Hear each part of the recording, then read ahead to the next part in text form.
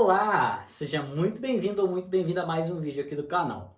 Hoje vamos conversar um pouquinho sobre este setup de 2025, que não é muito diferente de 2024 e um pouquinho diferente de 2023, mas não só desse setup, mas também vamos falar sobre o Home Lab. Algumas coisas são importantes antes de eu seguir com todas as informações. Em 2024 eu fiz uma mudança, passei de um escritório para um apartamento.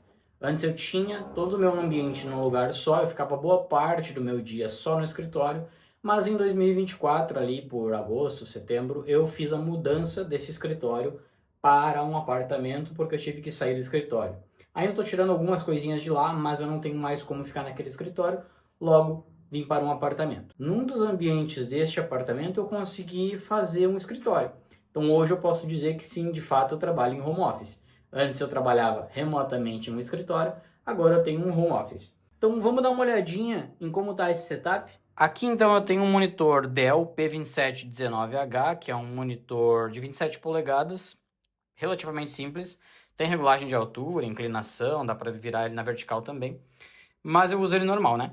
E o que eu mais gosto dele é da regulagem de altura, então eu posso botar para cima e para baixo. E a entrada USB-C aqui, entrada barra saída.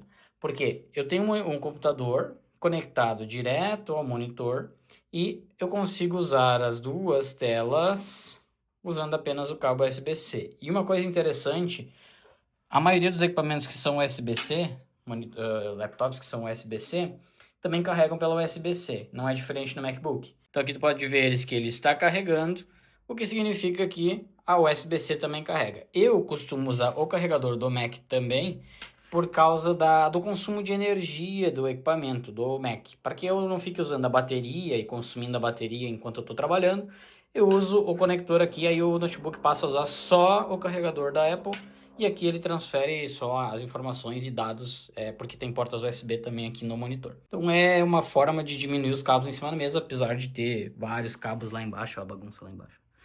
Então é uma maneira interessante de deixar o ambiente um pouco mais clean. Aqui eu tenho os souvenirs das viagens, está um pouco desorganizado. Esse aqui é o suporte do celular, porque eu uso o celular aqui em cima para fazer os vídeos, né? Eu coloco o celular lá e eu faço as gravações usando ele ali. O laptop é um Apple MacBook Pro M3 Pro com 18 GB de RAM, usando o Sequoia 15.1. Este equipamento foi pego na versão mais escura, né, do MacBook Pro. Não tenho certeza agora se foi a primeira versão que veio nessa cor aqui. É um equipamento que eu uso para as interações, vídeos, captações, reuniões, edições, tudo relacionado ao gRPI. É tudo feito aqui. E é um equipamento que, com 18 GB de RAM e o chip M3 Pro, ele se torna algo absurdamente potente. A bateria dele dura dias. Às vezes eu uso no final de semana só na bateria e ele dura 3, 4 dias para uso relativamente intenso, porque eu às vezes no final de semana fico aí 6, 7 horas por final de semana. Nunca fui até o fim a bateria, mas eu acredito que a bateria deva durar umas 30 horas, se eu não usar para, por exemplo, fazer edição de vídeo ou exportar vídeo, fazer renderização. Aqui então nós temos o microfone, é um Blue Yeti, com essa camadinha acústica, tipo um shield que eles chamam, acoustic shield, e esse filtrinho para tentar diminuir um pouco o barulho que faz da voz quando dá aqueles bate e não fazer tanto, e aqui para tentar tirar um pouco do eco. Para ser sincero, não estou satisfeito, porque ele é micro USB e esse micro USB dá mau contato durante a gravação e às vezes eu perco um dia de gravação por conta disso. Aqui eu tenho a minha base, maravilhosa a base, onde eu deixo o meu monitor e onde eu deixo o laptop e obviamente tenho ali uns apoios super modernos, chamados também livros não usados. Um é de programação em C e o outro é o livro de negócios. Era uma versão aí que eu uma vez comprei e nunca achei interessante. Aqui eu tenho as gravações, todos os vídeos crus das gravações eu coloco neste equipamento aqui.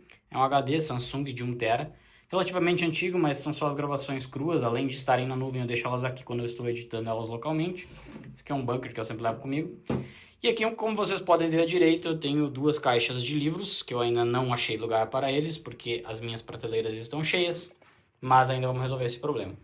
À outra esquerda lá nós temos mais alguns livros, lá ó, estão lá os meus outros livros. E aqui, como vocês podem ver, além do do controle do ar-condicionado, eu tenho o Optiplex, que será o servidor dos próximos dias. E falando em servidor, vamos dar uma olhadinha lá na parte do HomeLab. Essa aqui talvez seja a parte que o pessoal mais pediu. O HomeLab é relativamente simples, porque basicamente só eu que uso. Eu tenho algumas estruturas, as quais eu utilizo nos laboratórios, para os vídeos do GLPI, e também para estudos, para certificações, para aprender alguma coisa nova. Então aqui está todo o meu HomeLab. Vocês devem ter percebido o eco.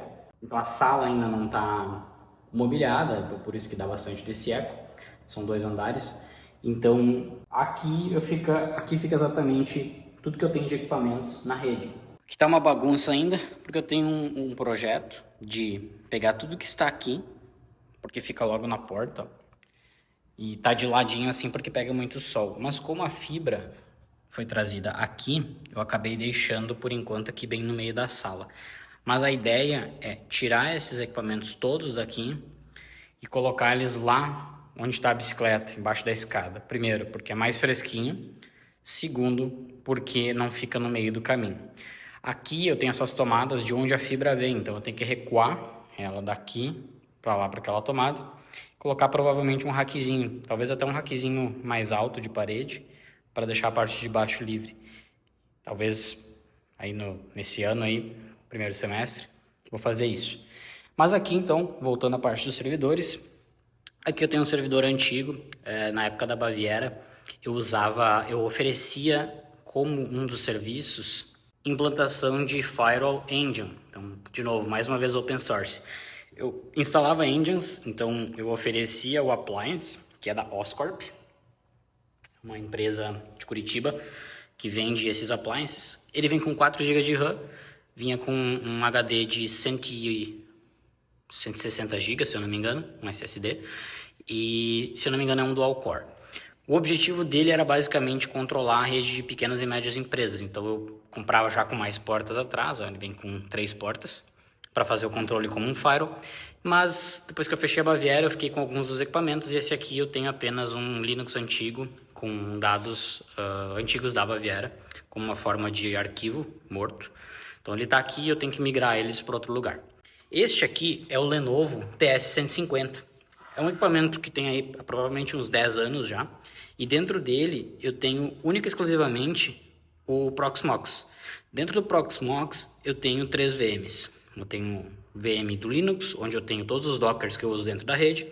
Tenho uma VM do Windows Server e uma VM do Windows 11 para fazer laboratórios para os vídeos do GLP Network.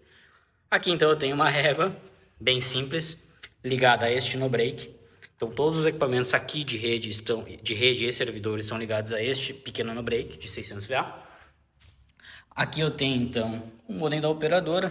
Na verdade não é um modem, esse aqui é o que é a moduladora que transforma da fibra para cabo e que faz também a conexão com a operadora.